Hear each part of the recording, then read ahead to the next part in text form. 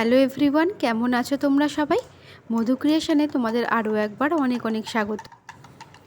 সকালের দিকটা এখন আমি খুব তাড়াহুড়োর মধ্যে থাকি। সকালবেলা রিয়াংশুকে স্কুল থেকে দিয়ে এসে তারপরে অনেক কাজ থাকে, ঘর মোছা, বাসন মাজা, নিজে চান করা, পুজো করা, সব কিছু করে তারপরে কিচেনে চলে আসি। আর বসে সেই রকমভাবে টিফিন করার মতো সময় হাতে থাকে না, তাই ওই চটজলদি এক গ্লাস ছাতু গুলে ঢকঢক করে মেরে দিই। তারপরে ভাতটা বসিয়ে দিয়েছি, দিয়ে আর একটু আলু ভেজে নিচ্ছি। ডালটা আমি আগেই করে নিয়েছি, এখন ভাতটা আর আলু ভাজাটা করছি। এইগুলো হয়ে গেলেই আমাকে বেরিয়ে পড়তে হবে। রাস্তাতে এখন এতটাই জ্যাম হয়, যেতে 10 মিনিটের রাস্তাটা মিনিমাম 20 থেকে 30 মিনিট লেগেই যায়। তো চলো, আমি রেডি হয়ে গেছি, এবার রিয়াংশুকে আনতে যাব।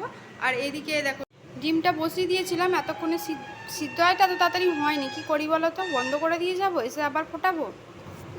রাস্তার ধারে বাড়ি বলে ঠিক এইভাবেই আমাকে বাসের আওয়াজ, গাড়ির আওয়াজ সহ্য করতে হয়, নাহলে দেরি হয়ে যাবে। নিচেটা বন্ধ করে দিই। তো চলো বেরোনো যাক।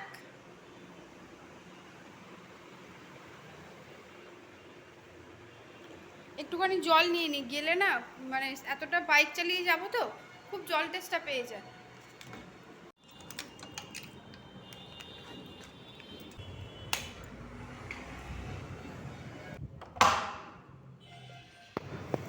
এক একদিন যেদিন একটু সময় থাকে হাতে, সেদিনকেই পাশে যে ইস্কন মন্দির আছে, এই ইস্কন মন্দিরে একটু চলে আসি, একটু ঠাকুর দর্শন করে তারপরে আবার রিয়াংশুকে আনতে স্কুলে চলে যাই, যেহেতু স্কুলটাই একদম পাশে। আর এই দেখো, এখানে অনেক গাছ লাগানো, ফুলের গাছ আছে, অনেক রকমের সবজি গাছ আছে, যেমন ঢ্যাঁড়স গাছ আছে দেখলাম, কুমড়ো গাছ আছে দেখলাম, লঙ্কা গাছ আছে দেখলাম। আর হরি তুলসীর গাছ তো এখানে থাকবেই, যেহেতু শ্রীকৃষ্ণের মন্দির, ইস্কন মন্দির মানেই তো তোমার হরি তুলসীর গাছ থাকবে। আর এটা জানো তো, ইস্কন মন্দিরের পাশেই একটা রাস্তা, সেই জায়গাটাতে, এইখানটাতেই রাস্তার কাজ হচ্ছে বলেই কচাগুলো আছে। এই জায়গাটা বেশ ঠান্ডা দেখলাম। আর এই দেখো, তোমাদেরকে একটু দর্শন করাই আমাদের ইস্কন মন্দির। মন্দিরের ভেতরটা কিন্তু অপূর্ব, একদিন তোমাদের নিশ্চয়ই দর্শন করাবো। আর এই রাস্তাটা এখন তৈরি হচ্ছে।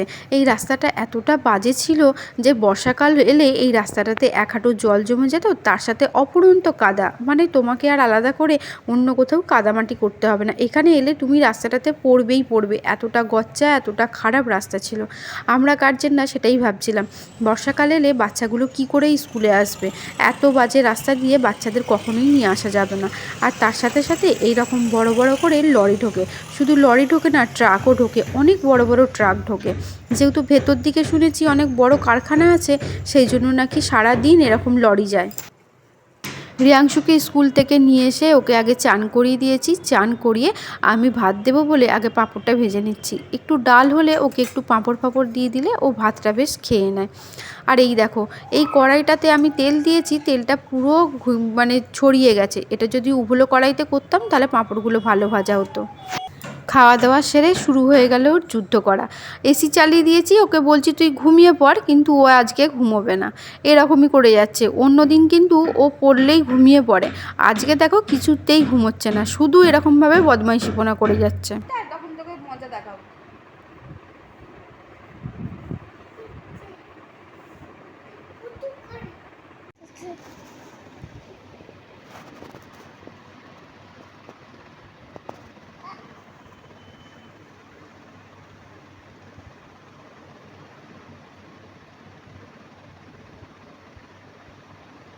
তুই ঘুমোবি না?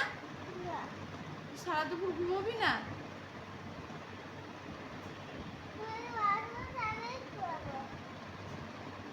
তাহলে এসিটা বন্ধ করে দিচ্ছি।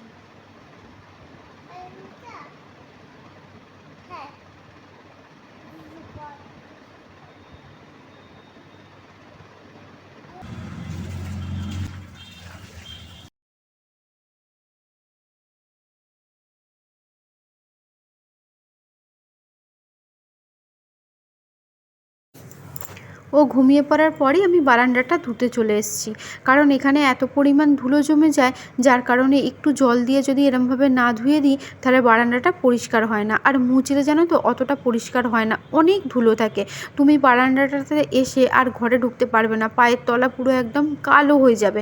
সেই জন্য আমি কি করি, বারান্দাটা একদিন ছাড়া ছাড়াই এরকম জল ঢেলে ধুয়ে দিই। আর এই দেখো আমার গোটা বারান্দাটাতেই মিনিচারে ভর্তি হয়ে গেছে। এত সুন্দর দেখতে লাগছে তোমাদেরকে কি বলবো। কালকে যেহেতু আমাদের ফ্ল্যাটের শিব পুজো, তাই জন্য আজকে গোটা ফ্ল্যাটটা খুব সুন্দর করে সাজিয়েছে। আর এই জলগুলোকে আমি এইভাবেই এরকম করে বার করে দিই। এই সামনে জবা গাছটা আছে, মাঝে মাঝে জবা গাছটা ওই জলটা বাঁচলে দিয়ে দিই। যে কোনো জিনিসই দেখবে পরিষ্কার পরিচ্ছন্ন থাকলে দেখতে খুব সুন্দর লাগে।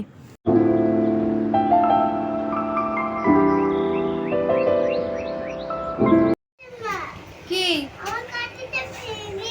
তোমার গাড়িটা ভেঙে গেছে? চলো আস্তে আস্তে যাবেন। কালকে তোমাদেরকে দেখাবো ভোলে বাবাকে ঠিক কত সুন্দর করে সাজানো হয়েছে। আজকে ভোলে বাবার ঘরটা সাজানো হচ্ছে। পুরো ঘরটাই একদম ফুলে ঢাকা পড়ে যাবে। শুধু গাঁদা ফুল না, গাঁদা ফুল, রজনীগন্ধা ফুল, খুব সুন্দর করে ভোলে বাবার ঘরটাকে সাজানো হয়। তার সাথে ভোলে বাবাকে কালকে তোমাদেরকে নিশ্চয়ই আমি দর্শন করাবো আমাদের ভোলে বাবাকে কালকে কত সুন্দর দেখতে লাগছে। আর এই পাশটাতেই আছে হচ্ছে আমাদের আর একটা ভোলে বাবার ফটো, যেটা কালকে পুরো ফুলে ঢাকা পড়ে থাকবে।